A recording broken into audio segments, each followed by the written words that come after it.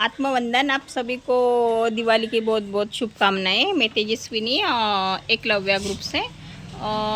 जैसे दिवाली को हम देख पाते हैं कि एक उपटन लगाते हैं कि शरीर को स्वच्छ अच्छा रखने के लिए दिवाली के लिए उपटन लाते हैं।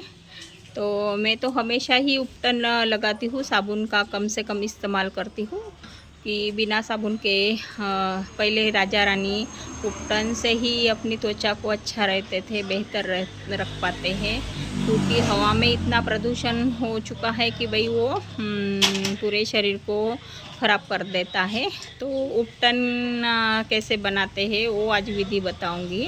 जैसे आधी वाटी दही लेना है, आधी वाटी ज्वार का पीठ, ज्वार का होता है उसका आटा, और 2 चम्मच मसूर का आटा, और 2 चम्मच बेसन, और उपटन जो रहता है तो वो थोड़ा सा 1 चम्मच लीजिए, और हनी होता है तो हनी लीजिए।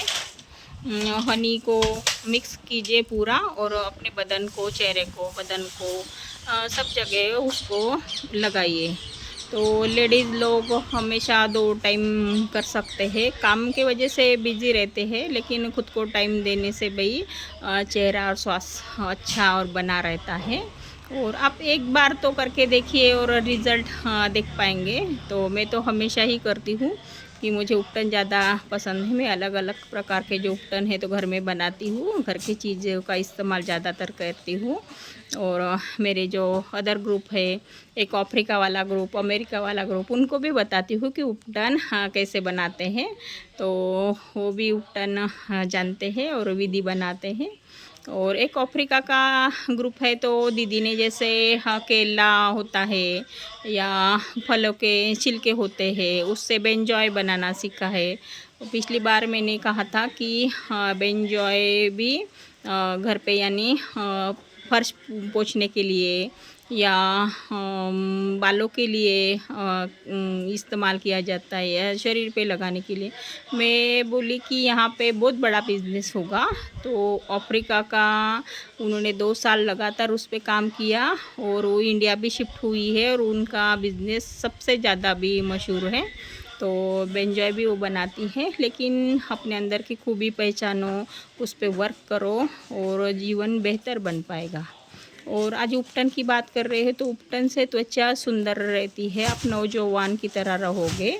तो केमिकल युक्त रहता है और जीवन अच्छा और महसूस लगता है। देखो, हम शंकर जी को जैसे नहलाते हैं तो क्या क्या लगाते हैं, उनको दही से नहलाएंगे, दूध से नहलाएंगे, फिर हनी लगाएंगे, हाँ, और पंचामृत बोलते हैं उसको नहलाएंगे। तो अपने भीतर भी एक शंकर जी है, बेटा है, वो भी चाहता है कि आप उसको भी नहलाओ, उसको भी प्यार करो। तो खुद को प्यार करने के लिए आप लगा के देखो और जीवन अच्छा और महसूस करो। महसूस करने के लिए हम यहाँ पे भी जीने के लिए आए हैं, अच्छा कुछ भोगने के लिए आए हैं। तो ये बात हमेशा याद रखो। और जीवन जीने की एक कला होती है तो उसको जानो, पहचानो।